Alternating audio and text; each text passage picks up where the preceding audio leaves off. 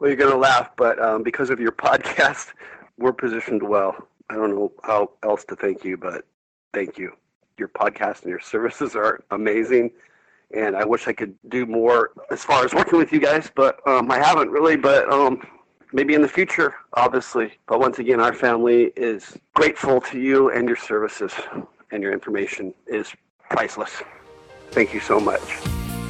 Welcome to the Creating Wealth Show with Jason Hartman. You're about to learn a new slant on investing, some exciting techniques, and fresh new approaches to the world's most historically proven asset class that will enable you to create more wealth and freedom than you ever thought possible. Jason is a genuine self-made multimillionaire who's actually been there and done it. He's a successful investor, lender, developer, and entrepreneur who's owned properties in 11 states, had hundreds of tenants, and been involved in thousands of real estate transactions. This program will help you follow in Jason's footsteps on the road to your financial independence day.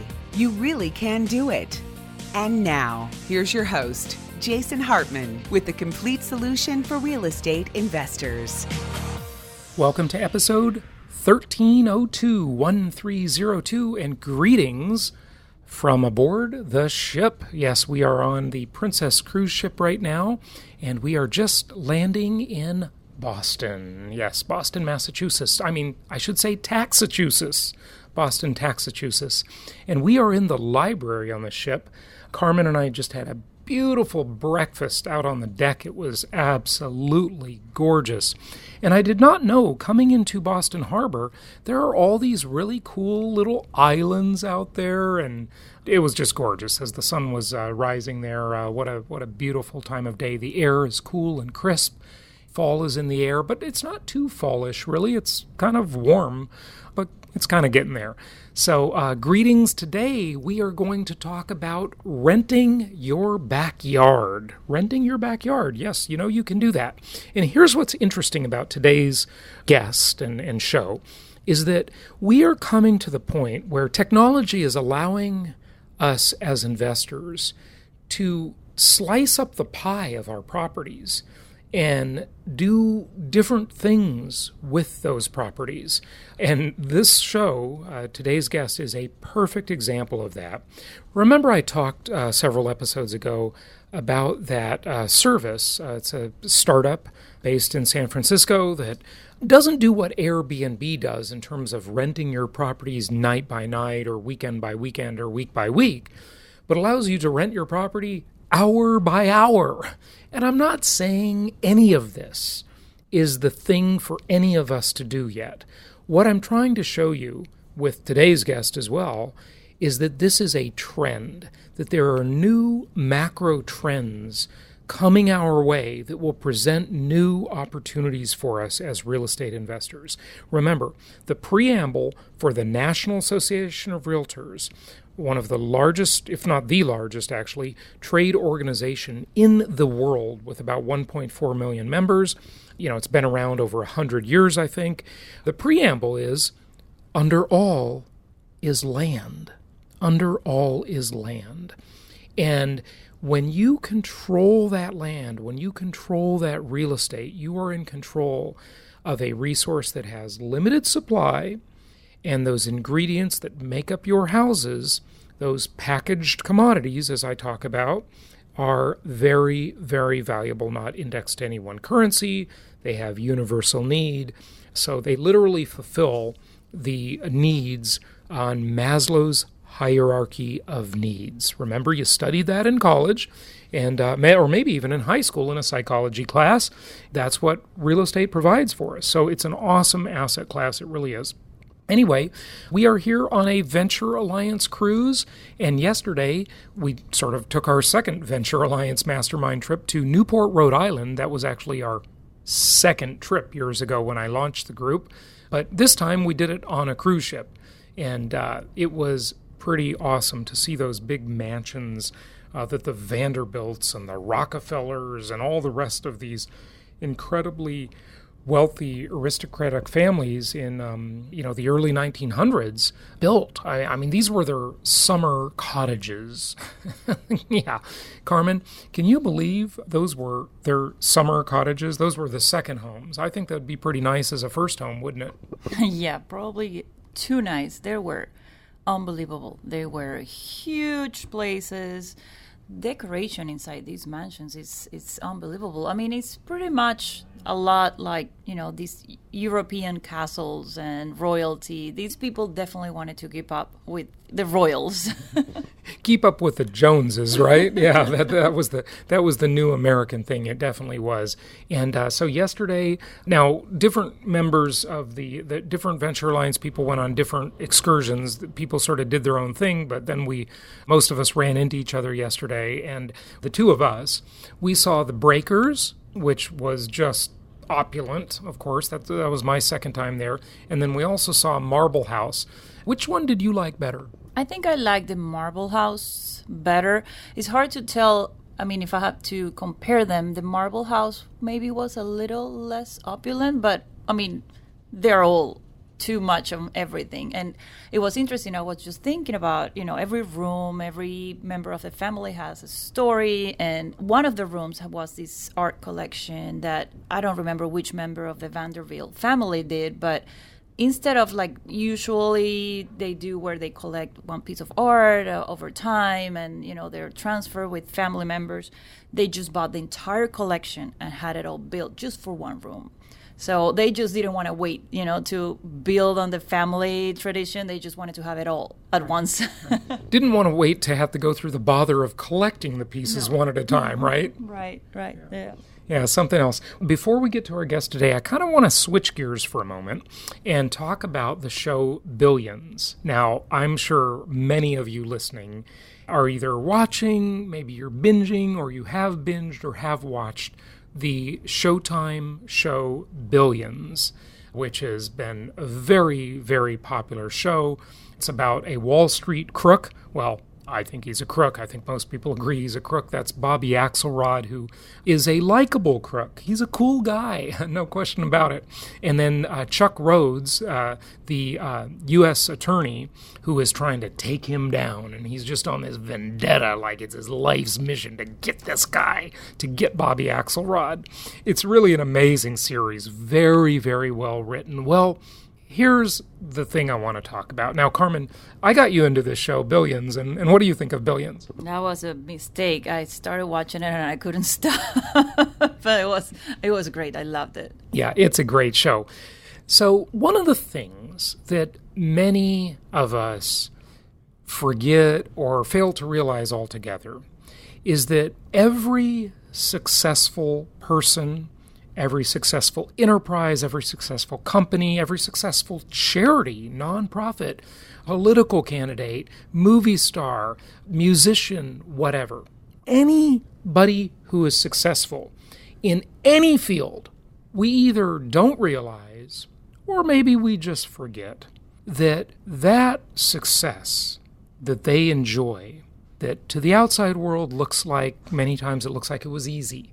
Looks like, oh gosh, I could do that. I remember, I'll tell you my own personal thought. I remember when I saw the movie years ago, The Social Network, and Facebook, of course, was just becoming popular, and I thought, that was so easy.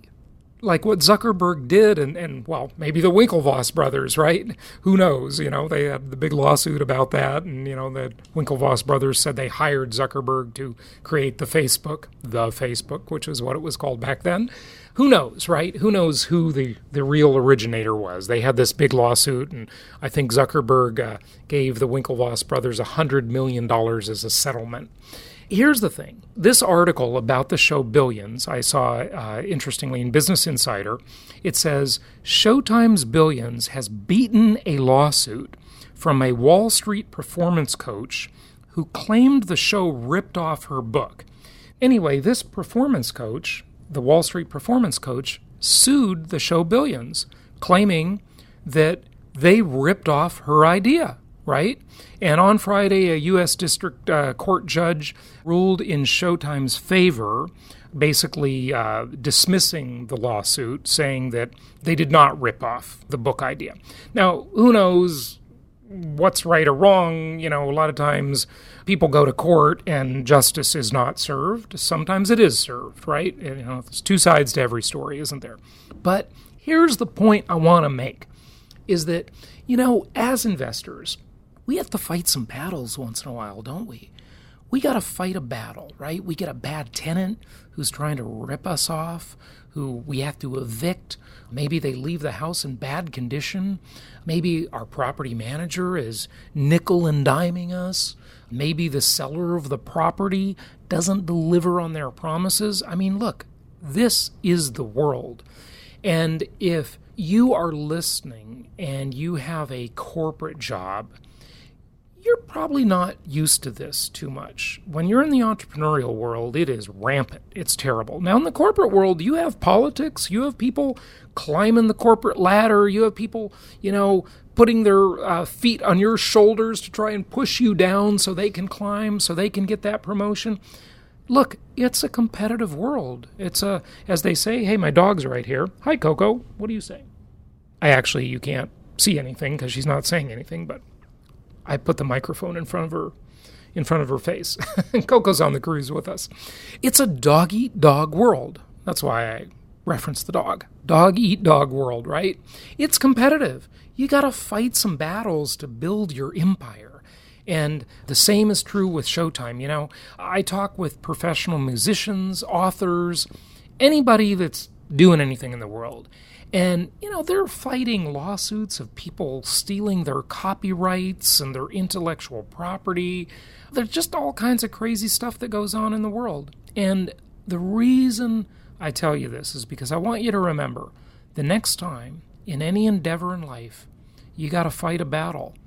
You got to remember, I mean, look, before our current president, and it's obvious our current president has fought a lot of battles, love him or hate him, right? He fights a lot of battles, Donald Trump. And he did long before he was in the political world. And we all heard about those pretty publicly, right? But think about it. Jimmy Carter, Gerald Ford. I mean, look at the Clintons. Gosh, they have fought a lot of battles. The Obamas fought a lot of battles. Anybody, love them, hate them, doesn't matter, that's trying to rise to the top and stick out and do something great, they fight a lot of battles to get there. It takes, you know, they'll fight battles with the IRS, okay? In the Scandinavian countries and Australia and New Zealand, they have what they call the tall poppy syndrome, right? You know, the culture, the world wants to cut down those tall poppies and make everybody conform and everybody be the same, you know? Who are you to stand out? You know, who are you to be anybody, right? The world will say, you don't have the right to do that. So here's the Nelson Mandela version. Okay, and I want you to think about this next time you are encountering a struggle, okay, a battle, right? You got to fight the battle, right? Mandela said, our deepest fear is not that we are weak. Our deepest fear is that we are powerful beyond measure. It is our light, not our darkness, that most frightens us. We ask ourselves, who am I to be brilliant, gorgeous, talented, fabulous? Actually, who are you not to be? You are a child of God. Your playing small does not serve the world. As we are liberated from our own fear, our presence automatically liberates others. So the quote is longer than that. That's kind of a truncated version of it, and it's great. Look it up, check it out. It's really quite inspiring. I believe he used that in a speech when apartheid ended in around the mid-90s. So check that out. Great Nelson Mandela quote. But think about that. You set an example. You got to fight some battles to make yourself a success in the world. Don't play it small. Play it big. You deserve it. That's the way it should be. All right, without further ado, let's go to our guest. Remember, we have Profits in Paradise coming up at the end of the month. We'll look forward to seeing you there. Go to jasonhartman.com for more info. And let's talk about renting your backyard. Pretty interesting concept. And again, This is presented today to show you kind of this overall trend that's quite fascinating, and we also talk about some interesting construction cost concepts as well that you'll want to hear in this interview. Here we go.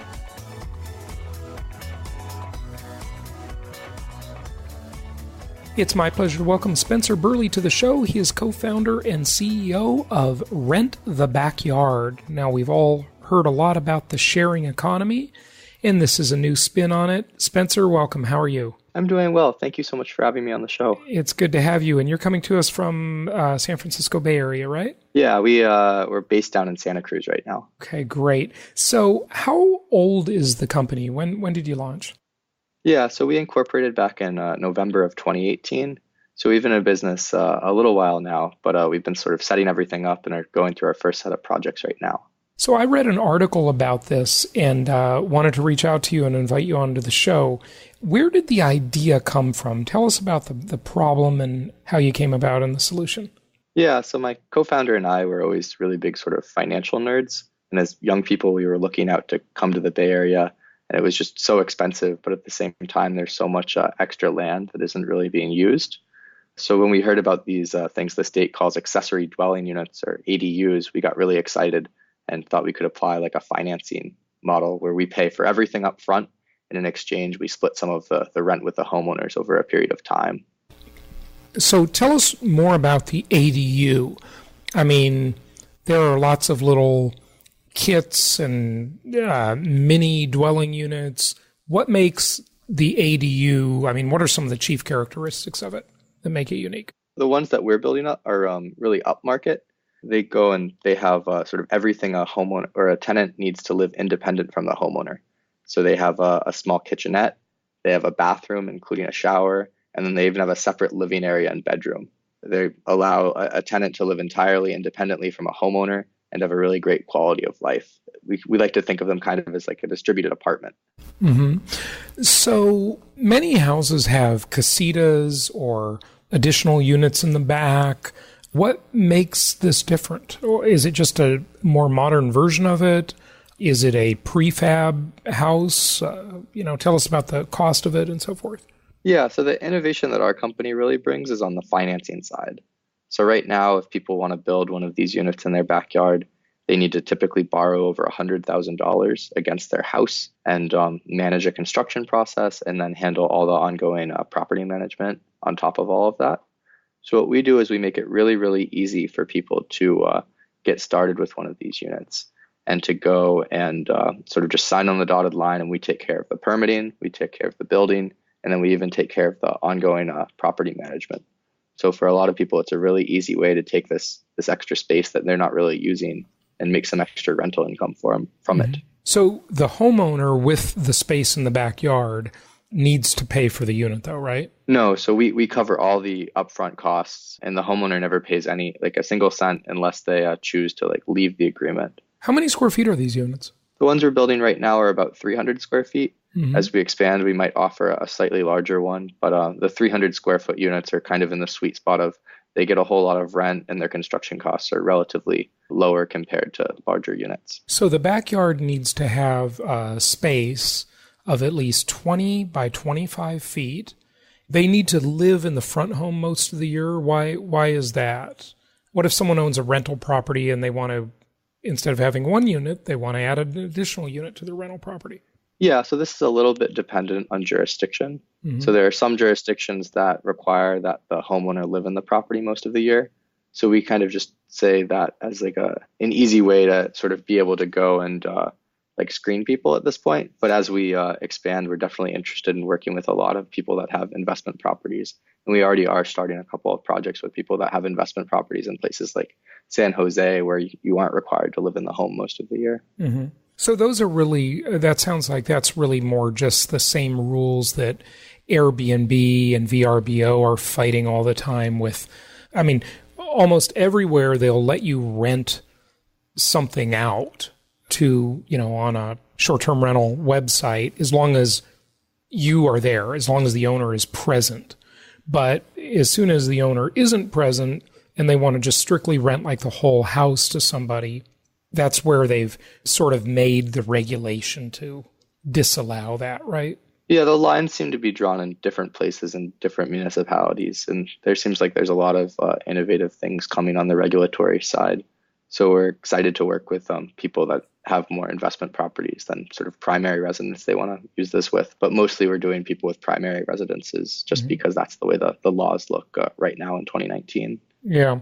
So if someone approached you and said, I already have a back house, or I have a carriage unit over my garage in the back, or I have a casita or a mother-in-law's quarters, would you do a deal with them? Yeah, it's definitely something we would consider. I think the biggest value add that we have right now is that we finance the unit. So we might look to see like, if you have a home equity loan or something you're using to finance that, you might be able to sort of come to us and we could help you sort of roll that like monthly payment you have on the unit into our agreement where we just split the rent or something like that. Now, in the world of zoning, a typical residential property is what's called R1 or residential 1. And if it's a duplex, it's called R2. And that means, 2 units. You're able to do this in R1 zoned properties, right? Yes, most of the properties we see are R1. And then in California, they subdivide it into like R1-4, R1-8. And we're able to get all the way down to R1-8, which means there's like 8 properties on an acre typically.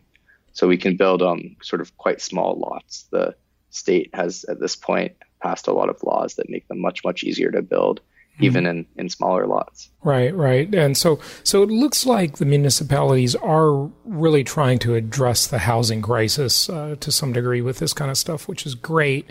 How much do those units cost? I mean, I know you're financing it, but just to understand kind of the economics of it, what do they cost you to buy or build? I don't even know the right word, those units. It really depends on where we're building. Right now, I guess the average would be somewhere between $100,000 and $200,000, but that depends on things like what do the city permits look like, and like how level is the ground in the back, and does work need to be done back there. So it's a little bit of a range, and then we kind of, as part of our process for taking a look at properties, are able to figure that out and give like a better idea of like what the rent split will look like for homeowners and what the term of the agreement will be, so it's fair for everyone. I mean, that's actually surprisingly expensive. You're saying that's, somewhere in the ballpark of $300, $330 to $660 per square foot? Yes, they're quite expensive to build. It's typical with these buildings that a lot of the things you have are fixed costs. So like once you get someone like in the backyard to lay like a slab foundation, being able to lay another 100 square feet is not the most costly. And we're definitely looking at ways to sort of work with different manufacturers and sort of be able to push the cost down as we scale. But the cost, as you point out, is one of the reasons that like we're starting out in California, where real estate sells at above $1,000 a square foot typically. So we're really focused here, but as the costs go down in the coming months and years, we'll be able to be in a lot more places, which we're really excited about. And these are manufactured houses though, right? Most of it's built in a factory and assembled on site. Is that correct? Yeah, so they're largely prefabricated. So they either are flat packed, so they sort of come together like IKEA on site, or they're trucked in, like fully constructed and either rolled or lifted in. But there's all sorts of site work you need to do, like a slab foundation at this point, although we're looking at really cool things like pillared foundations, which would cut the costs and enable homeowners to get into these units for less all the time. The cost of the unit versus the engineering and pouring the slab and all that kind of good stuff. Like, can you divide that up at all for us? It is amazing how much this stuff still costs. I'm just in shock. I'll tell you why, just to give you, Spencer, some of the background. Our listeners and clients keep sending me these things, and, you see people sharing this stuff on Facebook. Well, this 3D printed home was built for only $10,000, and here you can buy a house on Amazon for $19,000 and have it shipped to you for no shipping cost. And I investigated this because I didn't believe it. It sounded fantastic at first. My greed gene was kicking in. I'm thinking, I'm just going to buy vacant lots all over the place and put these little units on them and rent them out, and it's going to be great. And then I really started investigating this. Come to find that all of those companies seem to have the same answer when I say, well, they'll say, well, you have to do this, that, you have to have engineering. It doesn't include HVAC. It doesn't include plumbing. It doesn't include electrical. And there's engineering on the site, just like you said, with yours, et cetera, et cetera. Well, I said, well, look, how much does it cost? And they all say the same thing. They say it's pretty comparable to new home construction. And then I'm thinking, what is the point? You can just have a builder build a house, right? And I said, well, what in your eyes does new home construction cost? And they'll say, typically they'll answer about $200 per square foot. And I'm like, wow, it is amazing to me that we can't build a house for less than that nowadays. It seems like it should be dramatically less expensive if it's done in a factory. But I don't exactly know what the hang-up is. To me, the construction industry, it's just a very primitive industry. And I'm all in favor of modular housing built in a factory, assembled on a job site. That's the way it should be. Yet there's this crazy stigma that Americans have against that. They think of a mobile home like some cheap mobile home. Well, actually, there are some very nice mobile homes out there and some very nice manufactured houses. But, the banks view it differently when it comes to financing. It's just kind of crazy. We need to get over this. There's a housing crisis in the country, and we got to make more cost-effective housing. And people have got to get over this discriminatory belief against manufactured housing. But still, it needs to get less expensive at the same time. What's the problem here? And our business is really we're sort of, the entire company is a function of rent versus construction costs. So this is something we think about all the time. And we're talking to all sorts of really exciting manufacturers that do that, like 3D printing and do low impact foundations where they build units that sit on stilts and all sorts of other things like that. And those are able to push the cost down. Hopefully that'll get below $100,000. But a lot of the cost that's built in comes at the city level. So especially in California, to build a new home, the amount of times you need to go and ask the community for its input and be able to do impact studies and things like that dramatically increases the price. So with these accessory units, there is a new cutout in the California law that makes it so you don't need to do a lot of those steps, which chops off a lot of the overhead there. But yeah, you're totally right. The construction still is very, very expensive, and we're really committed to pushing that down to make this viable for more homeowners and more renters, and to help fix the housing issues we have in this country. Even what you said there, though, getting it, your goal is to get it down to $100,000. That's still $333 per square foot. Yes. It is still incredibly expensive. I just see this future of everybody living in tiny 300 square foot houses because it is remarkable what this stuff costs. And then I suppose if and when you expand to areas that are affected by things like hurricanes, tornadoes, California have earthquakes, of course, but then your cost might go up even more. It depends, right? Yeah, I think the building codes definitely play a role in the construction costs, because things do need to get built to a certain standard. Yeah. Right now, all of the units we built are built to the same building code that a typical house is. And we tell people that the units we build will last longer than their main home. And that's true because the building codes have become so much more robust and have so many more requirements than they used to have. Yeah. Which I think also influences the cost of construction. Oh, no question about it. Yeah, absolutely. Okay, let's talk about the income side for a moment before we wrap up. You say that, right on your website, it says you can earn $6,000 per year as a homeowner by renting out a unit in your backyard. Tell us how you calculate that and what these units rent for and the economics. I think you mentioned that you split the income with the owner of the property. Tell us more about that. Yeah, so the idea that we've moved to is where we guarantee homeowners the first $500 of each month's rent. And then on top of that, we'll handle all of the maintenance and repairs and pay any increase in property tax that might come from installing a unit. And what this does is it gives homeowners a much more stable source of income. And they're really able to tell, especially when they're an older person who's on something like Social Security and wants to know exactly what their check's going to be, we can give them that stable income. So that's the model we're doing right now. We've thought about doing more explicit profit sharing, where we split rent 50-50 or something like that. But at this point, we've heard from homeowners, and so many of them that we're just offering the first $500 of each month's rent as a guarantee to homeowners to give them that stability. How many of these units do you have installed so far?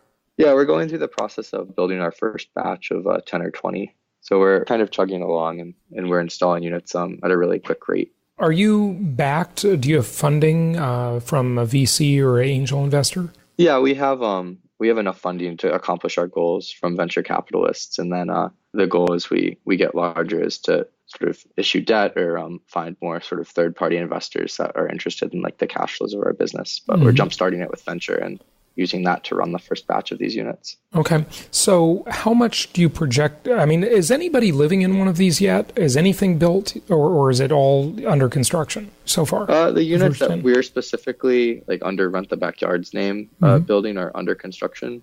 But we work with a building partner that's built over 180 of these in the Bay Area. So they're very experienced and they have a lot of units out in the wild. Okay. And how much do those rent for? That's what I'm getting at. Like, what's the renter paying? And I know the homeowner you're working on the deal where they guaranteed $500 per month, which is great. What does the renter pay, though? Yeah, so right now we're looking between $1,500 and $2,000 in the Bay Area. So it's a little bit of a range. This depends on, like, if you're close to a tech campus, like Google or Microsoft or someone like that, or if you're close to, like, a rail station or a sports arena or a college, and then also just sort of generally what city you're in. So we're trying to sort of optimize the places we build at first to maximize that top line rental income. But it's a pretty wide range, at least in the Bay Area. Okay, very interesting. One of the things on your website that's addressed is parking, and that's a big issue for a lot of municipalities. You know, if you have a 3-bedroom house, you've got to have at least a 2-car garage. You know, that'll be what they say. And if you want to build that extra bedroom, you know, you got to have another parking space. Now, you're saying, though, that's almost never required, which surprises me. Yeah, so this is something that's specific to California. And as we grow, that might be a requirement that changes and something we need to build. But California's specific law on these accessory dwelling units is that you don't need to build parking if you're within a quarter mile of a public transit stop, including a bus stop. So almost all homes that we look at in the Bay Area fit that requirement and thus don't require parking to be built. Right. They'll at least have a bus stop for sure. Yeah. Okay. Good stuff. Is there anything else you want to share with our audience? I don't think so at this point. We're really focused on the San Francisco Bay Area right now in 2019, but we're sort of excited to expand. And the next markets we'll probably be looking at are Los Angeles, Portland, Seattle, Denver, Austin, and beyond. So we'll be to where you are soon enough. Yeah, good stuff. And I got to say, from the looks of you and your partner, you guys look really young. So congratulations on getting a head start on life with what you're doing. Do you care to share anything about that? It's up to you. But you guys are really starting out early, it looks like. Yeah, I think that one of the reasons we started this company was because as younger folks, we were looking to move out to the Bay Area, and it was just so expensive. And at the same time, we've been really big like economics nerds. My co-founder and I are engineers out of Carnegie Mellon, and we had really sort of became really fast friends by talking about different and interesting financial products. So we're really excited about the work we're doing, and we're super big housing nerds, and hope we can make some impact in the world to make it a little bit better for existing homeowners who can go and take some underutilized space and make some extra income from it, as well as on the renters side and helping more people find high quality, affordable places to live. Excellent. Good stuff. Well, hey, I wish you a lot of success with this. It's certainly needed. The website again is, go ahead, give out your website. It's just rentthabackyard.com. Excellent. Thank you for joining us. Thank you so much for having me. Thank you so much for listening. Please be sure to subscribe so that you don't miss any episodes. Be sure to check out the show's specific website and our general website, hartmanmedia.com, for appropriate disclaimers and terms of service. Remember that guest opinions are their own, and if you require specific legal or tax advice or advice in any other specialized area, please consult an appropriate professional. And we also very much appreciate you reviewing the show. Please go to iTunes or Stitcher Radio or whatever platform you're using and write a review for the show. We would very much appreciate that. And be sure to make it official and subscribe so you do not miss any episodes. We look forward to seeing you on the next episode.